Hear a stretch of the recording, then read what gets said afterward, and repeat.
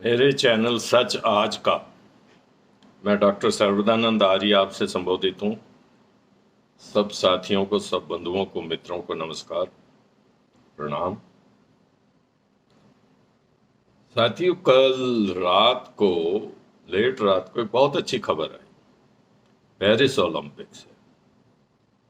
और अमन सहरावत ने, भारत के अकेले पुरुष पहलवान जिसको वहां प्रतियोगिता में सम्मिलित होने से वो क्वालिफाई कर गया, उसने ब्रॉन्ज मेडल जीता, देश का गौरव बढ़ाया। अरे साथ के साथ हरियाणा का भी मान बढ़ाया। जितने भी मेडल्स आए हैं अधिकांश हरियाणा वालों ने जीते हैं वहां पे। अमन सहरावत हरियाणा का बेटा, 21 वर्ष का नौजवान लड़का, और उसने बड़ी बहादुरी से लड़ते हुए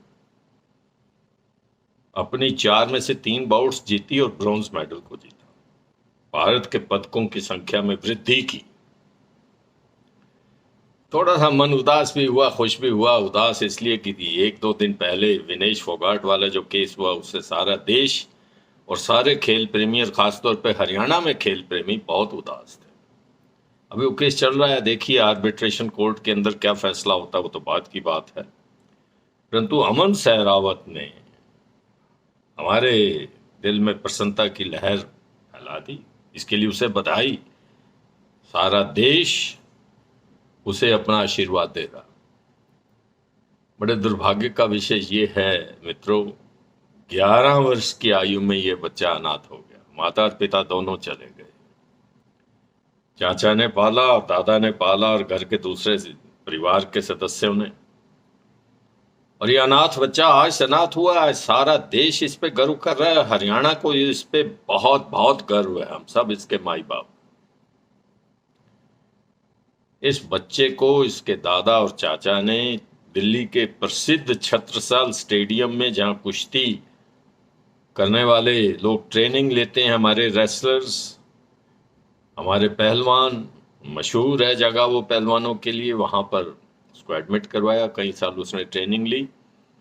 57 किलोग्राम वर्ग में इसने ये सफलता अर्जित की। और उससे पहले मैं थोड़ी सी हिस्ट्री बताना चाहता हूं कि पिछले ओलंपिक में भी, जिसको हम टोक्यो ओलंपिक कहते हैं, 2020 का 21 में हुआ, उसमें इसी छत्रसाल स्टेडियम में ट्रेनिंग ले रहे पहलवान रवि दहिया ने 57 किलोग्राम वर्ग में रजत पदक जीता था। तो सबसे पहले तो आपको वर्ल्ड की क्वालिफिकेशन करनी पड़ती है। 4 बेटियों ने उसमें क्वालिफाई किया, परंतु पुरुष कोई क्वालिफाई नहीं कर पा रहा था। तो अमन सहरावत, ये हमारे डिस्ट्रिक्ट झज्जर का बेटा, हरियाणा का बेटा, इसने ओलंपिक के लिए क्वालिफाई किया और 57 किलोग्राम प्रतियोगिता में बड़ी बहादुरी से शेर की तरह लड़ा।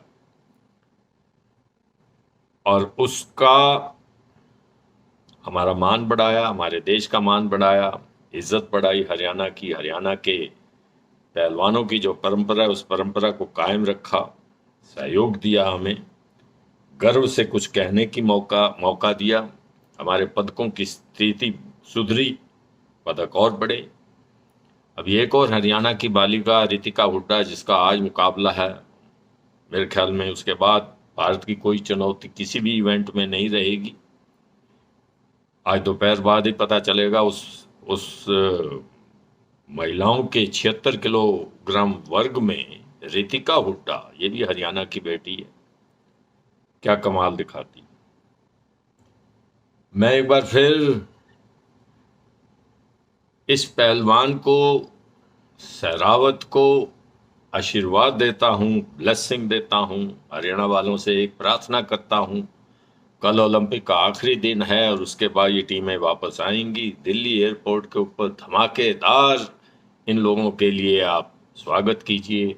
अमन के लिए खास तौर पे, कि उसको जिंदगी के कुछ दुर्भाग्यपूर्ण क्षणों का सामना करना पड़ा, परंतु आज वो भारत के लिए, सारे खेल प्रेमियों के लिए, पूरे हरियाणा के लिए सौभाग्य का विषय लेकर आ रहा है।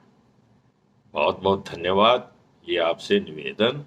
और मुझे उम्मीद है कि हमारे चैनल सच आज का जितने भी दर्शक हैं, वो मेरी इस बात से सहमत होंगे और अपने नौजवानों का, अपने हीरोज का, इन पहलवानों का और दूसरे पदक जीतने वाले जितने भी लोग हैं हरियाणा के या पूरे भारतवर्ष से, भारत के लिए जिन लोगों ने पदक जीता, उन सबका सम्मान करें। बहुत बहुत धन्यवाद।